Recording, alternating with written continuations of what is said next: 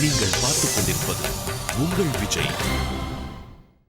येभिश्च सचिवैः सार्धं शिरसा याचितो मया भ्रातुः शिष्यश्च दासस्य பிரசாதம் கர்த்துமர்ஹசி. ராமா, உனக்கு நான் சகோதரன், உனக்கு நான் வேலைக்காரன், உனக்கு நான் தாசபூதன். பிராதுஹு சிஷ்யஸ்ச தாசஸ்ய, சிஷ்யன் உனக்கு தாசபூதன். என்ன நீ அனுகிரகம் பண்ணக்கூடாதா? எனக்கு நீ ஒரு அனுகிரகம் பண்ணக்கூடாதுன்னு அழுது அரற்றினான். முடியவே முடியாதுன்ட்டான் அவன். 14 வருஷங்களுக்கு முன்னாடி நான் திரும்பி வரவே மாட்டேன். அப்ப பரதன் ஒரு காரியம் பண்ணினான். என்ன காரியம்னா, உடனே சுமந்திரரை கூப்பிட்டான். சுவாமி, அங்க இருக்கிற தர்ப்பங்களை கொண்டு வரோம், இப்படி போயிடும், நான் அந்த தர்ப்பத்து மேல படுத்துக்கிறேன், படுத்துன்னு பிராயோபவேஷம் பண்ண. அந்த காலத்துல ஒரு வழக்கமா, யாருக்காவது ஒருத்தருக்கு கடன் கொடுக்குறோம், இந்த கடன் கொடுத்தவன் கஷ்டப்பட்டு இருக்கான், கடன் வாங்கினவன் சௌக்கியமாயிட்டான். இவன் 4-5 தடவை அவன் வீட்டுக்கு போனான், கடன் திருப்பி பைசலால. என்னடா பண்றது தெரியல, வழி இல்லை, பேசாம அவன் வீட்டு வாசல அப்படியே படுத்துக்கலாம்னு முக்காடு போட்டுன்னு படுத்துருவான். இவன்கிட்ட நான் கடன் கொடுத்தேன், இவன் எனக்கு 10 பைசா திருப்பி தரல, இதை வாங்குறவரில் இந்த இடத்த விட்டு நான் போக மாட்டேன் என்பதாக சத்தியாகிரகம் பண்ணுவானாம். அந்த மாதிரி நான் பிராயோபவேஷம் இருக்கிறேன், சத்தியாகிரகம் செய்கிறேன், தர்ப்பத்தை போட்டு அது மேல நான் படுத்துக்க போறேன்னு பரதன் சொன்ன உடனே ராமனுக்கு பயங்கரமான கோபம் வந்தது. பரதா, நீ பண்றது தப்பு, இந்த காரியத்தை ஒரு உத்தம க்ஷத்ரியன் செய்யக்கூடாது, எந்தெந்த சமயத்தில் என்னென்ன காரியத்தை செய்ய வேண்டும் என்பதாக ராஜநீதிகள் சொல்லுகின்றன. அந்த ராஜநீதியை நாம் மீறினோம் என்பதாக உனக்கும் எனக்கும் நம் தந்தையாருக்கு அபவாதம் ஏற்படக்கூடாது. நம்மால் இந்த குலத்திற்கு ஒரு அபவாதம், ஒரு கேடு விளைவிக்க கூடாது. முதல்ல போய் கையை கால அலம்பிக்கோ, பிராயஷ்சித்தம் பண்ணு, என்னை தொட்டுக்கோ, அப்பதான் உனக்கு பரிகாரம் ஏற்படும் ராமன் சொன்னான். அது ஒன்று, அது முடிஞ்சுது. அதுக்கப்புறம் சுந்தரகாண்டத்தில் சீதாதேவி ஹனுமானுக்கு ஒரு கதை சொல்றா. அங்கத்தான் வல்லவனுக்கு புல்லும் ஆயுதம் என்பது வெகு அழகாக ஸ்தாபிக்கப்படுகின்றது, அதாவது நிலைநிறுத்தப்படுகின்றது. இந்த 2 இடத்துல புல்லு சும்மா லைட்டா, ராமாயணத்தில் எங்கெங்க புல் இருக்குன்னு ஃபுல்லா சொல்லாமல் அங்கங்க சொல்லியிருக்கேன். இப்ப முழுக்க முழுக்க அந்த புல்லை எப்படி ராமன் உபயோகித்தான், அதே போன்று சீதாதேவி ராமனை பார்த்து தானும் புல்லை எப்படி உபயோகித்தாள், அதுதான் விஷயம். சித்திரக்கூட்டத்தில் நடந்த இன்சிடென்ட், இந்த எபிசோடு எங்க நடந்ததுன்னா, ராமனும் சீதையும் 1 மாத காலம் சித்திரக்கூட்டத்தில் இருக்கச்சே அந்த வித்தின் 1 மந்த்துக்குள்ள இந்த காரியம் நடந்திருக்கு. ஆனா இது யாருக்குமே தெரியாது, டாப் சீக்ரெட் மேட்டர், லக்ஷ்மணனுக்கு கூட தெரியாத விஷயம், யாருக்குமே தெரியாது. கடைசியில சுந்தரகாண்டத்துல ஹனுமான் வந்து சேர்ந்த உடனே சீதாதேவி ஹனுமானிடத்துல இந்த விஷயத்தை சொல். ராமனிடத்தில் இருந்து தான் ஹனுமான் வந்திருக்கான்றதுக்கு ராமநாமாங்கிதமான மோதிரம் 3 அடையாளம், அது தவிர ராமன் சொன்ன சில செய்திகள். சரி, சீதையை ஹனுமான் பார்த்துட்டாருன்றதுக்கு என்ன அடையாளம், அது தெரியணுமோ இல்லையோ? போற வழியில மோதிரத்தை எங்க அடகு வச்சுட்டு சீத்தை கிட்ட மோதிரம் கொடுத்துட்டேன், நான் அவளை பார்த்துட்டேன் சொல்லலாமே. ஹனுமார் சொல்லுவாரா மாட்டாரான்றது விஷயம் வேற. ஆனா உண்மையிலேயே கம்யூனிகேஷன்றது ரொம்ப சரியா இருக்கணும் இல்லையோ? இந்த பக்கம் விஷயம் தெரிஞ்சிருக்கணும், அந்த பக்கம் விஷயம் தெரிஞ்சிருக்கணும். இவருக்கு தெரிந்த ரகசியங்களை தூதுவர் தான் அறிந்திருக்க வேண்டும். அடுத்தது அவர்களுக்கு அவர் சொல்லக்கூடிய ரகசியத்தை தான் அறிந்து வந்து ராமனிடத்தில் சொல்லணும். அப்பதான் சீதாதேவி, லக்ஷ்மணனுக்கு கூட தெரியாத ஒரு சரித்திரத்தை உனக்கு சொல்லுகிறேன் கேள். ஒரு நாள் சித்திரக்கூட்டத்தில் ராமனும் சீதையும் ஏகாந்தமா இருக்கா. அவளுக்கு ஹனிமூன் அப்பதான் ஆரம்பம், 12 வருஷம் கழிச்சு. இதை கல்யாணம் பண்ணி நான் என்ன பண்ணேன், தள்ள எழுத்து, ஒரு டிராமா உண்டா, ஒரு சினிமா உண்டா, இப்படி சில பேர் ஏங்குவான். சீதை சொன்னா, எல்லாம் நான் நிறைய விஷயங்கள் பார்த்துட்டேன், மகரிஷிகள்லாம் இருக்கக்கூடிய ஹெர்மிட்டேஜ்லாம் போனோம், அவள்லாம் அவருடைய லைஃப் ஸ்டைல்லாம் எப்படி இருக்குன்னு பார்க்கணும், அவள் கூடவே இருந்து நான் ரசிக்கணும்னு ஆசைப்படுறேன்னா. அதுக்கு சான்ஸ் எப்போ கிடைச்சது ராமனுக்கு? இப்போ தான் கிடைச்சது. சித்திரக்கூடத்தில் ஏகாந்தமாக இருக்கு, அதில் டிஸ்டர்ப் பண்ணுறதுக்கு யாரும் கிடையாது. ராஜ்யம்னா 10 பேர் இருப்பா, வருவா, யார் அங்கேன்னுவா, வழக்கு வியாஜ்யம் பஞ்சாயத்து நடந்துட்டு இருக்கும். ராமனும் சீத்தையும் தனிமையில் இருக்கச்சே சீத்த மடியில் ராமன் படுத்துப்பார், கொஞ்ச நேரம் கழிச்சு ராமன் மடியில் சீத்தை படுத்துப்பான். இப்படி மாற்றி மாற்றி அவர்கள் சிருங்கார ரசத்தை அனுபவித்து வருகிறார்கள். ஒரு சமயம் ராமன் வேட்டையாடி களைத்து போய் சீதாதேவியினுடைய மடியில படுத்துட்டு இருக்கு. எப்படி இருக்கு தெரியுமா? அவர் படுத்துட்டு இருக்கிறதே ஒரு அழகு. ராமன் தூங்குறதை யாரெல்லாம் ரசிச்சிருக்கா? கௌசல்யாதேவி ரசிச்சிருக்கா, விஸ்வாமித்திரர் ரசிச்சிருக்கார். அதே போல சீதாதேவி சொல்றா, எங்க ராமன் தூங்கச்சே நீ சேவிச்சிருக்கியா ஹனுமான்? ராமன் தூங்குற அழகு நீ பார்த்திருக்கியானர். அது ஏமா கேட்கிற? எப்ப உன்னை விட்டு பிரிஞ்சாரோ அதுல இருந்து ராமன் தூங்கவே இல்லையேன்னு ஹனுமானுக்கு ஏக்கம். தூங்கவே இல்லை ராமன். ஹா சீதேதி மதுராம் வாணிம் வியாஹரன் பிரதிபுத்தியதே. அப்படியே கொஞ்ச நேரம் கண்ணு இழுத்துதுன்னா ஹா சீதே அப்படின்னு எழுந்துருவாராம். ராமன் தூங்கி ஹனுமான் பார்த்ததே இல்லை. இப்ப சீதா அதை டிஸ்கிரைப் பண்றா. சமயா போதித ஸ்ரீமான் சுகசுப்த பரந்தபஹ சமயா போதித ஸ்ரீமான் ஆராவமுதே அடியேனுடலம் நின்பாலன்பாயே. திருக்குடந்தை ஆறாமுதன் விஷயமாக ஆழ்வாருடைய திவ்ய பிரபந்தம், நம்மாழ்வாருடைய பாசுரம். பெருமாளுடைய அந்த துயின்றிருக்கக்கூடியதான கோலம் ஒரு அழகு. ஏறார் கோலம் திகழ கிடந்தாய், ஏறார் கோலம் திகழ கிடந்தாய். என்ன அழகா கம்பீரமா படுத்துட்டு இருக்கான் தெரியுமா? 4000 திவ்ய பிரபந்தத்தில் நீங்க எங்க போட்டு பெரட்டி பெரட்டி பார்த்தா கூட ஆறாவமுதே ஆறாவமுதே என்று இப்படி ஆதரத்தோடு அழைக்கக்கூடிய பாசுரம் வேற எங்கேயுமே கிடையாது. அது ஒரு பெரிய கிஃப்ட் தான் அந்த பெருமாளுக்கு. திருக்குடந்த சாரங்கபாணி, சாரங்கபாணி இல்லை, சாரங்கபாணினா அர்த்தம் வேற, வலம் கை மான். சாரங்கபாணி என்றால் கையில் வில்லை உடையவன் அர்த்தம். அந்த மாதிரி அவன் அழகு, அதை ரசிச்சுண்டு சீத்தை என் ஆத்துக்கார் என்ன அழகா தூங்குறார் அப்படி. நானா தூங்கிட்டே இருக்கல எப்ப பார்த்தாலும் அப்படி சொல்லல. செங்கன் சிறு சிறுதே எம்மேல் விழியாவோ திங்களும் ஆதித்யனும் எழுந்தார் போல் அங்கள் இரண்டும் கொண்டெங்கள் மேல் நோக்குதியேல் எங்கள் மேல் சாபம் இழிந்து. நிதானமாக எழுப்பணும், பதறாம எழுப்பணும். அப்படி கண்ணை மலர்த்தனமாம். சதங்கைக்குள்ளே இருக்கக்கூடிய அந்த கிண்கிணியை போல ராமன் நிதானமாக கண்ணை திறந்து பார்க்கணுமாம். அப்படி பார்க்கச்சே அவன் முன்னாடி நின்று அந்த திருமுக மண்டலத்தை சேவித்தா என்ன ஒரு பாக்கியமாச்சே சுவாமி. சுப்பிரபாத சேவையிலே எம்பெருமானை சேவிக்கக்கூடிய பாக்கியம் எத்தனை பேருக்கு கிடைக்கும்? எத்தனை பேருக்கு அந்த பாக்கியம் கிடைச்சு அதை யூட்டிலைஸ் பண்ணியிருக்காவா? இப்பொழுது ராமன் சீதையினுடைய மடியில படுத்துன்னு இருக்கான். அந்த சமயத்துல ஒண்ணு வந்தது. எது? ஜெயந்தன்னு பேரு. இது புராணாந்தரத்தில் இருக்கு, ஆனா வால்மீகியத்தில் இல்ல. அந்த காக்காவுக்கு ஒரு பேர் வச்சார், ஜெயந்தன் பேராம். அவன் இந்திரனுடைய பிள்ளையாம். அவனுக்கு என்ன ஆசைனர்? ராமாயணத்தில் அதிகமான பாபம் பண்ணவன் யாருன்னு கேட்டா எல்லாரை விட இந்த காக்காசுரன் தான் பெரிய பாபத்தை பண்ணினவன்.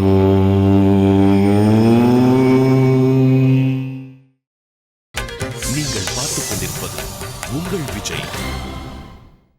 ராவணன் கூட சீதைய நான் உன்னை பாரு பலாத்காரம் பண்ணுவேன், உன்னை நான் வெட்டி போடுவேன், உன்னை அப்படியே தளிக பண்ணி சாப்பிட்டுடுவேன் என்று உருட்டினான், மிரட்டினானே தவிர்த்து சீதையை தொட்டு கூட பார்க்கல.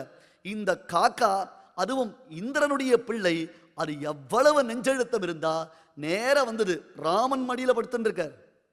எந்த சந்தர்ப்பம்? ராமன் மடியில படுத்துட்டு இருக்கார். அப்ப வந்து சீதாதேவியினுடைய மார்பை தீண்டியது. எவ்வளவு நெஞ்செழுத்தம் அந்த காக்காக்கு, என்ன ஒரு தைரியம். அப்படியே மார்ல கொத்தி அவளுடைய மாம்சத்தையும் ருதிரத்தையும் சுவைக்கிறதா. சீதை ஐயோ அப்படின்னு அசைஞ்சா எங்க ராமனுடைய தூக்கம் கலைஞ்சு போடுமோ? முடியல, சீதைக்கு தாங்க முடியல. உதடு துடிக்கிறது, உடம்பு நடுங்கிறது, கண்ணிலிருந்து தாரதாரையா ஜலம் பெறுகிறது. அவள் கண்ணிலிருந்து பெருகிய கண்ணீரை விட வெகு வேகமாக அவள் திருமேனியிலிருந்து பெருகிய ரத்தம் ராமனுடைய நெற்றியில் பட்டு தெரித்தது. உஷ்டமான ரத்தம். ரத்தம் உஷ்டமா தானே இருக்கும். அது பட்டு தெரிஞ்சது. டக்குனு ஏந்தான் ராமன், பார்த்தான் அவள் திருமேனியில ரத்தம் வந்தது. டேய், யாரா இந்த காரியத்தை பண்ணித்து? யாருக்கடா இப்படி ஒரு தைரியம் இருக்கு? ராமன் சுத்துமுத்தும் பார்த்தா அப்பயாவது ஓடி போயிருக்கலாமே இந்த காக்கா. ஓடல. ஒரு மரக்கலையில உட்கார்ந்து இருக்கு. மூக்கு நுடியில சீதையின் மார்பை கீண்டிய அந்த மாமிசத்தையும் ரத்தத்தையும் சுவைத்துக் கொண்டு நிற்கிறது. நன்னா கவனிச்சு பாருங்க. இது ராமனும் சீதையும் ஏகாந்தமாக இருந்த சமயம். வேற யாரும் கிடையாது. வில்லு, அம்பு, கத்தி, கபடா ஒண்ணும் கிடையாது. அவா பாட்டுக்க கையை கோத்துன்னு வாக்கிங் போகச்சே இதெல்லாமா தூக்கிட்டு போவா? அந்த மாதிரி ஒரு சமயம் இல்லையா? ராமன் பார்த்தார். அடடா, என்ன நினைச்சிட்டு இருக்கான், யாருகிட்ட இவன் வேலையை காண்பிக்கிறான் பார் என்பதாக நினைத்து அடுத்த நொடி தான் படுத்திருக்கக்கூடிய அந்த புல் தர்ப்ப படுக்கை, இப்பெல்லாம் கோரப்பாய் படுக்கை சொல்றோமோ இல்லையோ, வைதிகர்களா இருந்தா வெறும் தரையில படுக்க கூடாது, ஒரு வஸ்திரத்தை போட்டு படுக்கணும். வஸ்திரம் இல்லையா, தர்ப்பத்தில் ஒரு பாய் மாதிரி இருக்கும், அது சுத்தமான பாய். அந்த பாய் மேலதான் படுத்துக்கணும். ராமன் தர்ப்பத்தினால் ஆன ஒரு பாயில படுத்துட்டு இருக்கான். ஒண்ணுமே பண்ணல. எழுந்து பார்த்தான். அதிலிருந்து ஒரு புல்ல உருவினான் சுவாமி. அப்படியே பிரம்மாஸ்திரத்தை அபிமந்திரணம் செய்தான். பிரம்மாஸ்திரத்தை பிரயோகித்தான். ஒன்னு விஷயம் நன்னா யோசிச்சு பாருங்க. ராமாயணத்துல ராவணன் ராமனை எதிர்த்து சண்டையிட்டான். ஆனா ராவணனுக்கு முதல்ல பிரம்மாஸ்திர பிரயோகம் கிடையவே கிடையாது. நன்னா யோசிச்சு பாருங்க. இன்று போய் நாளைவான்னு சொன்னானே, வாரணம் பொருத மார்பும் வரையினை எடுத்த தோளும் நாரத முனிவர்க்கேற்ப நயம்பட உரைத்த நாவும் தாரணமௌழி 10 சங்கரன் கொடுத்த வாளும்னு எல்லாத்தையும் போட்டுட்டு ராவணன் திரும்பி போனான் பராதியா. ராமன் பிரம்மாஸ்திர பிரயோகம் பண்ணாரோ? இந்த ராவணனை ஒழிச்சு கட்டுவதற்கு ராமனுக்கு பிரம்மாஸ்திர பிரயோகம் செய்வதற்கு எவ்வளவு காலமாகும்? இன்னைக்கு போயிட்டு நாளைக்கு வான்னார், மறுபடியும் வந்தான், மறுபடியும் சண்டை போட்டார். சண்டை போட்டா ஒவ்வொரு தலையா அறுத்தார். ஒவ்வொரு தலையா அறுத்தா மறுபடியும் முளைச்சது, வேற வழி இல்லை. அப்ப மாதலி சொன்னான், இவனை மாய்ப்பதற்கு பிரம்மாஸ்திரம் தான் சரியான வெப்பன், வேற வழி இல்லை, அதை யூஸ் பண்ணுங்கன்னா. அப்பத்தான் பிரம்மாஸ்திரத்தை விடுத்தாரே தவிர்த்து வேற முதல்ல எடுக்கவே இல்லை. ஆனா காகாசுரனுக்கு எடுத்த உடனே பிரம்மாஸ்திர பிரயோகம் சுவாமி. ஏன்னா ஆக்னேயாஸ்திரம், வருணாஸ்திரம், வாயுவாஸ்திரம், நாகாஸ்திரம், வருணாஸ்திரம், கருடாஸ்திரம், நாராயணாஸ்திரம், பிரம்மாஸ்திரம் இதெல்லாம் மந்திரங்களை சொல்லி பிரயோகிக்கத்தக்கவை. அதற்கெல்லாம் ஆஸ்திரம்னு பேரு. பிரம்மாஸ்திரம் விரட்டுகிறது யார? காகாசுரனை. சுத்தினான், சுத்தி வந்தான். ஒரு தடவை இல்லை, 2 தடவை இல்லை, 3 தடவை இல்லை, 4 தடவை இல்லை, எத்தனை தடவை முடியுமோ அத்தல விதல ரசாதல தலாதல சுராதல மகாதல பாத்தாள பூஹு புவஹ சுவஹ மகா ஜனஹதபஹ சத்தியம் என்பதாக 14 லோகத்தையும் சுற்றி வந்தான் சுவாமி. அது பின்னாடி இந்த பிரம்மாஸ்திரம் அவனை ஃபாலோ பண்ணிட்டே இருக்கு. அடிச்சு துவம்சம் பண்ணல. ஏன்னா பெருமாள் ராமன் இந்த பிரம்மாஸ்திரத்தை பிரயோகம் பண்ணச்சவே காகாசுரனை கொல்வதற்காக அவனுக்கு அது இல்லை, அவனை தண்டிப்பதற்காக செய்த குற்றத்திற்கு அவனுக்கு ஒரு தண்டனை. ஏண்டா அவனுக்கு இப்படி புத்தி போச்சு. விநாசகாலே விபரீத புத்தி. நல்ல குலத்தில் பிறந்தவனாயிருந்தானே அந்த காகாசுரன் செய்த அபராதம். சஹா யாரவன்? ராமனின் பெருமையை உணர்ந்தவன். இரண்டாவது அர்த்தம். அந்த காக்கா எப்பேற்பட்ட காக்கா? அடுத்த இந்திர பதவிக்கு வர வேண்டியவன் சுவாமி. வாரிசு அரசியல் இல்லையா? இந்திரனுக்கு அடுத்தது யார்? இந்திரனுடைய பிள்ளைத்தான. ஐயோ பதவிக்கு வர வேண்டியது இப்படி அசத்தா போயின்னு இருக்கேன். இந்திரன் மனசுல புழுங்கின்னு இருக்கான், வெளில சொல்ல முடியல. இந்திரன் தனக்கு இப்படி தவமிருந்து ஒரு பிள்ளையை பெற்றெடுத்தானே, மகா உத்தமனாக வளர வேண்டியதான அந்த பிள்ளை ஏனோ விபரீதமான ஒரு காரிய விசேஷத்தை செய்துவிட்டான் என்பதனாலே அவனுக்கு சஹா என்று அர்த்தம் பண்ணார். அடுத்ததினர் சஹா யார் அவனர்? எவன் ஒருவன் கருணா காகுஸ்தனோ, எவன் ஒருவன் சர்வ லோகங்களையும் ரட்சிக்கக்கூடியவனோ, காப்பாற்றக்கூடியவனையே தண்டிக்கும்படி செய்து விட்டானே, எவ்வளவு பெரிய அபராதத்தை செய்திருக்க வேண்டும். காப்பாற்றுபவனையே தண்டனை அளிக்கும் அளவிற்கு அவனை தூண்டிவிட்டானே. எங்க போனான் சுவாமினர்? முதல்ல யார்கிட்ட போனான்? அவ அப்பா கிட்ட போனான். சபித்ரா பரித்யக்தா. கவனிச்சு பாருங்க, சுவாரஸ்யமா இருக்கும். சபித்ரா பரித்யக்தா, தந்தையால் கைவிடப்பட்டான். அவனுக்கு ஒரு ஓவர் கான்ஃபிடன்ஸ். என்னன்னா, அப்பா நீ என்ன பண்ணினியோ அதுதான் நானும் பண்ணினேன். மகன் எப்படியோ அப்படி மகன் தந்தை காற்றும் உறவு இல்லையாரு. அவன் அப்படி ஃபீல் பண்ணிவிட்டான். அவன் அப்பா கிட்ட போனா அவர் தன்னை காப்பாற்றுவார். ஓகேடா, நான் கௌதமர் பண்டாட்டி கிட்ட பண்ண, நீ ராமன் பண்டாட்டி கிட்ட பண்ணிருக்க, அவ்வளவுதானே. ரைட் ஓகே, என்னுடைய ஜீன் எங்க போகும் சொல்லியிருக்கலாம். அந்த இந்திரன், எந்த இந்திரன் ஒரு கால விசேஷத்தில் தவறு செய்தானோ அத்தகைய ஒரு தவறை தானும் செய்திருப்பதினாலே தன் தந்தையார் தன்னை காப்பாற்றுவார் என்று நினைத்து அவரிடத்தில் சென்ற பொழுது அவராலேயும் கைவிடப்பட்டான். சபித்ரா பரித்யக்தா ஒரு அர்த்தம். மறுபடியும் என்ன அர்த்தம்னர்? சபித்ரா பரித்யக்தா. எந்த இந்திரன்னர்? இந்திரோ மகேந்திர சுரநாயகோவா பிரம்மா ஸ்வயம்பூச்சதுராணனோவா ருத்ரஸ்திரிநேத்ரஸ்திரிபுராந்தகோவா இந்திரோ மகேந்திர சுரநாயகோவா திராதும் ந சக்யா யுதிராமவத்யம் பிரம்மா ஸ்வயம்பூ சதுராணனா. இவாளாம் ஒன்னா சேர்ந்துட்டாளாம். பிரம்மா ஸ்வயம்பூ சதுராணன். அவருக்கு எப்படிப்பட்டதான ஒரு பெருமையெல்லாம் உண்டு தெரியுமா? அடுத்து ருத்ர ஸ்திரிநேத்திர திரிபுராந்தகன். ருத்ரன் முக்கண்ணன், அந்த திரிபுரம்ன்றதான ஒரு பட்டினத்தையே கொளுத்தியவன். இந்திரன், மகேந்திரன், சுரநாயகன். இவா 3 பேரை ஒன்னாக சேர்ந்து எதிர்த்தால் கூட ஒன்னும் பண்ண முடியாது, ராமனை எதுவும் அசைக்க முடியாது என்ற பயத்தினாலே பித்ரா பரித்யக்தா, தன் தந்தையாலே இந்திரனாலே அவன் கைவிடப்பட்டான். ராமாயணத்தில் ஒரு சுவாரஸ்யம் உண்டு. ஒவ்வொரு எழுத்துக்கும் அர்த்தம் பண்ணணும். பித்ரா பரித்யக்தா, எஸ் இட் இஸ் அக்செப்டபிள். தந்தையார் கைவிட்டு விட்டார், அது விஷயம் இல்லை.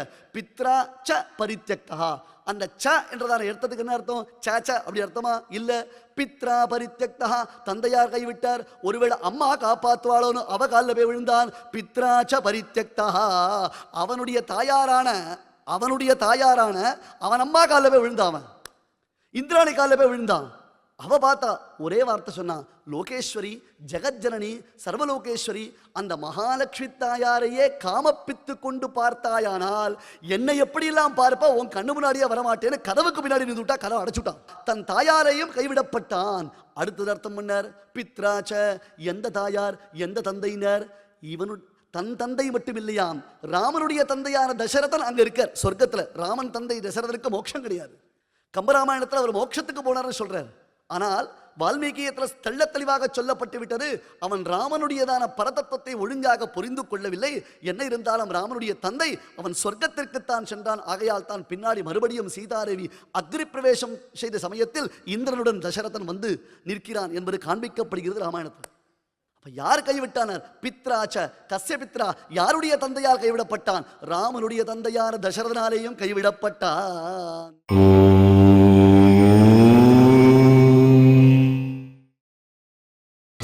நீங்கள் பார்த்துக் கொண்டிருப்பது உங்கள் விஜய். இந்திராணி காலில் விழுந்தாச்சு, தசரதன் காலில் விழுந்தாச்சு, இந்திரன் காலில் விழுந்தாச்சு. எல்லாரும் ஒட்டுமொத்தமாக வாண்டான்ட்டாளேன்னு ஒவ்வொருத்தரா போய் கேட்கக்கூடாதுன்னு ஏனைய தேவர்கள் 33 தேவர்கள் இருக்காளே, அவ அத்தனை பேரை நிற்க வச்சு அவ திருவடியில் விழுந்து பார்த்தான். அவ சொல்லிட்டா, ராமன் லோகஹிதத்திற்காக பிறந்திருக்கிறான். ராவணவதம் ஆனால்தான் இந்த லோகத்திற்கு க்ஷேமமானது உண்டாகும். எதற்காக பகவான் அவதாரம் செய்திருக்கிறான் என்னும் அவதார ரகசியத்தை அறியாதவனா இருக்கே.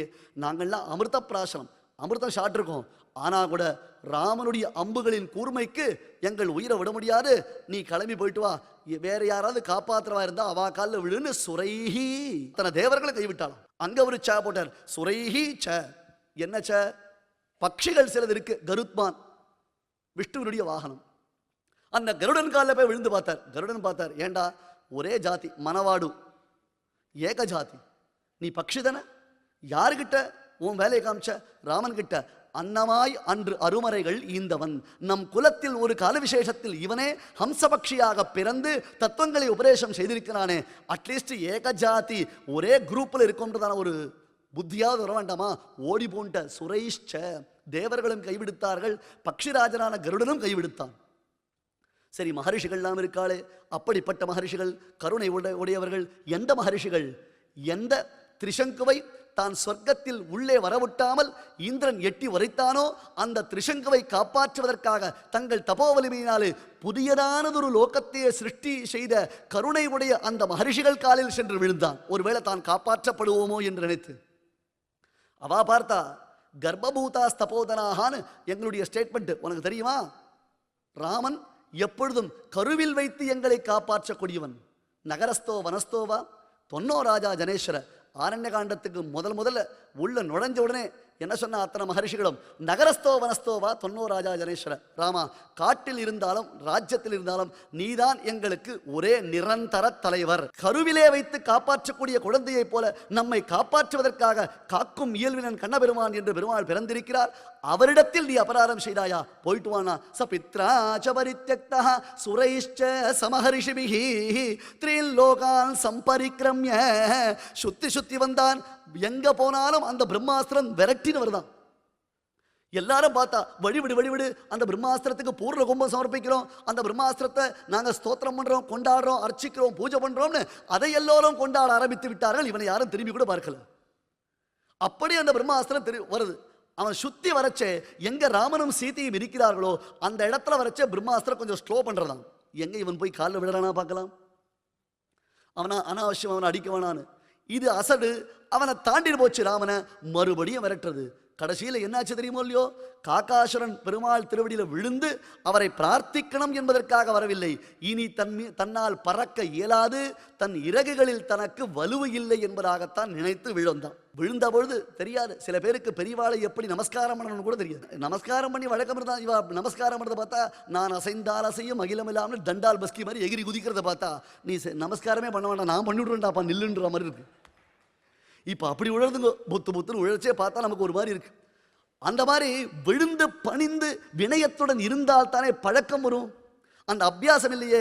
விழுந்த காக்கா அப்படி விழுந்துதான், தலையை திருப்பிண்டு, தலையை எதிர்பக்கம் திருப்பிண்டு தான்.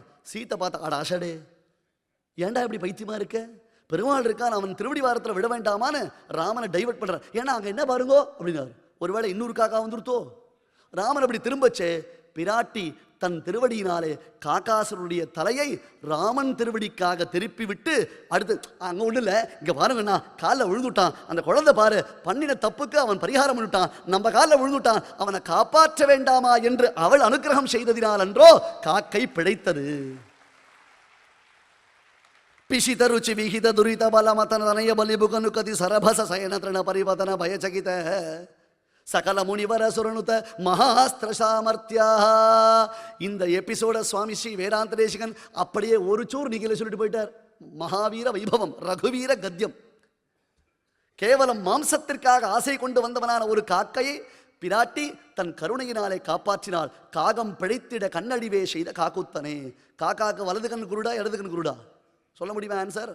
அதுதான் ராமன் பண்ண அனுகிரகம். என்ன, இப்படி சாச்சா இப்படி பார்வை வரும், இப்படி சாச்சா இப்படி பார்வை வரும், நடுவுல ராமன் அதுக்கு கண்ணை நிறுத்திட்டான். காகம் பிழைத்திட கண்ணடிவே செய்த காக்குத்தனே. அது பிழைத்து போவதற்காக செய்த தவறுக்கு வருந்தி திருவடியில் விழுந்ததினாலே உயிரை வாங்காமல் அதற்கு கண்ணை மட்டும் பரமாத்மா வாங்கிவிட்டான். அதனால்தான் அது வரல அதுக்கு காக்கான்னு பேர் இல்லை. ஏன்னா அதுக்குதான் காக்கா பிடிக்க தெரியலையே, அதனால அதுக்கு காக்கான்னு பேர் இல்லை. தெரிஞ்சுக்கோங்க விஷயம். காக்கா பிடிக்கிறதுனா என்ன அர்த்தம்னா அதுதான் ராமாயணம். விஷயம் என்ன, அந்த காக்கா சம்ஸ்கிருதம் பேசுறது. போச்சு போ, நீ பேசுறதே எங்களுக்கு புரியல, இதுல காக்கா வேற பேச ஆரம்பிச்சு கொடுத்தா என்ன காக்கா பேசுறது?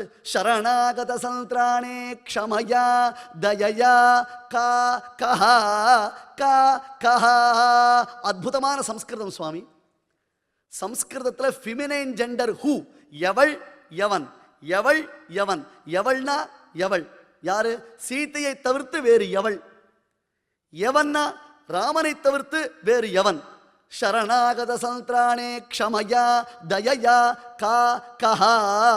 தன்னை சரணம் என்று வந்தவர்களை ரட்சிப்பதில் எம்பெருமா எங்கள் பிராட்டி சீதையை தவிர்த்து எங்கள் பெருமாள் ராமனை தவிர்த்து வேறு எவள் எவன், எவள் எவன். ஆகையால நீங்கள் என்னை போன்ற அபராதத்தை செய்தவர்களாக இல்லை என்றால் கூட உங்களுக்கு நற்கதி வேண்டும் என்றால் ராமன் சீதை திருவடி தவிர்த்து வேறொரு புகழ் இல்லை என்று அந்த காக்கா நமக்கு இன்னைக்கு உபதேசம் பண்ணிட்டு இருக்கான். கா கஹா கா கஹா, எவள் எவன், எவள் எவன் என்பதாக அது காண்பிக்கிறது. இப்படி சித்திரகூடத்திருக்க சிறுகாக்கை முலை தீண்ட அத்திரமே கொண்டெறிய அனைத்துலகம் திரிந்தோடி வித்தகனே ராமாவோ நின்னபயம் என்றழைக்க அத்திரமே கொண்டு அதன் கண்ணை அறுத்தடும் ஓர் அடையாளம். இது ஒரு இண்டிகேஷன். பின்னாடி வரவாள்லாம் ஜாகிரதையா இருக்கும்னா இது ராமன் கேவலம் படுத்திருந்ததான பாயிலிருந்து ஒரு புல்லை உருவினான், அதை பிரம்மாஸ்திரமாக பிரயோகம் பண்ணான். இதுக்கு அடுத்தது என்னன்னா, சீதாதேவி அசோகவனத்தில் தன்னந்தனியா இருக்கா. அப்ப ஹனுமான் சிம்சுபா விருட்சத்து மேல உட்கார்ந்து பார்த்துட்டு இருக்கார். பாதி தூக்கத்தில் எழுந்துட்டான் ராவணன். எழுந்தவனுக்கு திடீர்னு சீதையினுடைய ஞாபகம் வந்துடுத்து. கிளம்பி வரான். போஜ மகாகவி சம்பூ ராமாயணம்னு ஒரு கிரந்தம் பாடினான். பெரிய மகாகவி. அவனுக்கு 45 நிமிஷம் தான் உயிர் அப்படின்னா, ஐயோ அம்மானு கத்தல ராமாயணம் பாடுறேன்னு 45 நிமிஷத்துக்குள்ள ராமாயணத்தை ஃபுல்லா எழுதினான் சுவாமி. போயிட்டான். பெரிய சக்கரவர்த்தி எம்பரர். அந்த போஜ மகாகவி சொன்னான், நான் அப்சர ஸ்திரீகள்லாம் கையில விளக்கு ஏந்திட்டு வரா, இருட்டுல வெளிச்சம் காண்பிக்கிறதுக்கு. சுத்தி வர இருட்டு இருக்கு. அந்த இருட்டெல்லாம் எங்க போய் சேர்ந்ததுன்னு, ஹிருதயம் அவஜகாகே கேவலம் ராவணஸ்ய. வீட்டை பெருக்கினா கதவுக்கு பின்னாடி குப்பையை சேர்ப்போம். எதுக்குன்னா அப்பதான் கதவை திறக்கச்சே சாத்தச்சே மறுபடியும் அந்த குப்பை வீடு ஃபுல்லாக வருமோ இல்லையோ. உடனே எடுத்து வாடுறதா லட்சணம் உண்டா? கிடையாது. அந்த மாதிரி இருட்டுன்றது ஒரு குப்பை. அந்த குப்பை எங்க போய் சேர்ந்தது? ராவணனுடைய ஹிருதயத்துல போய் சேர்ந்தது. இல்லைன்னா ஜெகஜனனி லோகமாதாவான பிராட்டிய காமப்பித்து கொண்டு அவன் பார்ப்பானான். வந்து நிற்கிறான் ராவணன். உடனே சீதைக்கு கோபம் வந்தது. என்னடா மகாபாபி இப்படி வந்துட்டானேன். பிரவாதே கதலீயதா, பெரும் சண்டமாருதம், ஊழிக்காற்று. அப்படி ஊழிக்காற்று அடித்த பொழுது வாழை மரம் எப்படி நடுங்குமோ அதுபோல சீதை தன் கைகளினாலேயும் தொடைகளினாலேயும் தன் மேனியை மறைத்துக் கொண்டு ராவணனிடத்தில் பேசுகிறார்.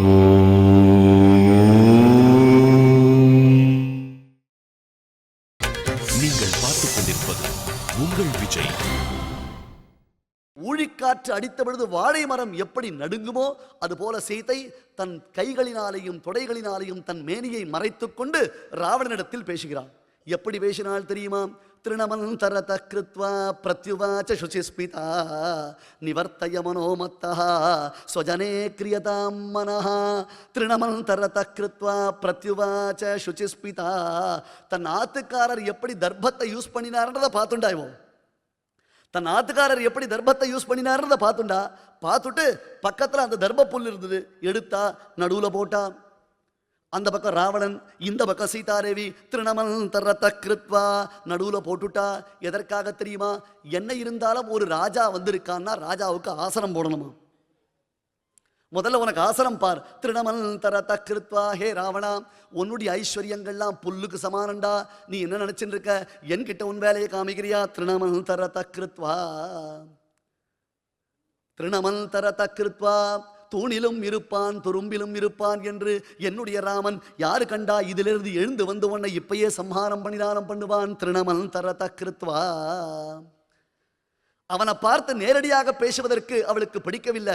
இந்த மூஞ்சவை எதுக்கு பார்க்கறது, சே அப்படின்னு வெறுத்துண்டு நேரடியாக பேசுவதற்கு அவள் விரும்பாததினாலே அந்த புல்லை பார்த்து பேசினாளாம். திருணமந்தரத கிருத்வா. எங்க கிட்ட வந்துட போறானன்றதான பயத்தினால ஒரு பார்ட்டிஷன் இருக்கணும். ஜலம் கொட்டினா பார்ட்டிஷன், நடுவில் ஒரு தர்பத்தை போட்டா பார்ட்டிஷன் சாஸ்திரம் சொல்றது. ஆகையால் அந்த துரும்ப நடுவில் போட்டு அவனுக்கு தனக்க ஒரு பார்ட்டிஷன் பண்ணினாராம். திருணமந்தரத கிருத்வா. ஒரு புல்ல நடுவில் போட்டாளாம். ஏ ராவணேஸ்வரா, நீ என்ன நினைச்சுட்டு இருக்க? ராகவ சிம்மர்களான என்னுடைய ராமலட்சுமணர்கள் வந்து சென்றார்களேயானால் அவர்களை எதிர்த்து யுத்தம் செய்வதற்கு யாருக்குமே சக்தி கிடையாது. இந்த புல்லை நான் இப்பொழுது எரித்து விட்டால் அது போன்றவருடைய ஐஸ்வர்யம் எரிந்துவிடும். திருணமந்தரத கிருத்வா. அசந்தேஷாத்து ராமஸ்ய தபசச்ச அனுபாலனாத் நத்வாம் குர்மி தசக்ரீவ பஸ்ம பஸ்மார்ஹ தேஜசா. என் ராமன் எனக்கு கட்டளையிடவில்லை என்னும் ஒரே ஒரு காரணத்தினாலே, என் பாதிவிரத்தியத்தினாலே உன்னை கொளுத்தாமல் விடுகிறேன். இல்லை என்றால் சர்வ சாதாரணமாக ஒரு புல்லை கொளுத்துவதைப் போல புல்லை காட்டிலும் கீழ்த்தரமான உன்னை கொளுத்துவதற்கு எனக்கு ஒரு க்ஷணமாகாது. ஞாபகம் வச்சுக்கோ. ஆஞ்சநேயர் வாலில் வைத்த நெருப்பு அது குளிர்ச்சியாக இருக்கட்டும் என்று பிரார்த்தித்த என்னுடைய கற்பின் மீது ஆணையிட்டு சொன்னால் நீயும் பொசுங்கி விடுவாய். திருணமந்தரத கிருத்வா. புல்ல பார்த்து பேசினா. ஏண்டா புத்தி விபரீதமா போயிட்டு இருக்கேடா, நல்ல காரியத்தில் ஈடுபட வேண்டாமாம்? ஒரு விஷயத்தை நன்னா யோசிச்சு பார்த்தையாம். என்ன? ராமன் காகாசுரன் மீது இந்த புல்லை பிரம்மாஸ்திர பிரயோகம் பண்ணினானே, இருந்த இடத்திலிருந்து எதையும் சாதிக்கக்கூடிய வல்லமை பெற்றவன். பின்னாடி ததசாகர வேளாயாம் தர்பான் ஆஸ்தீரிய ராகவா அஞ்சலிம் பிராங்முக கிருத்வா பிரதிசிஷ்யே மகோததே கருணையங்கடல் துயின்றனன் கருங்கடல் நோக்கி. எதற்காக? தருண மங்கையை மீட்பதோர் நெறி பொருள் நயந்து நன்னூல் நெறியடுக்கிய புல்லில். கம்பராமாயணம் அடியேன்னு சொல்லுவேன், வெறும் சம்ஸ்கிருதம் மட்டும் நினச்சிக்காதீங்க.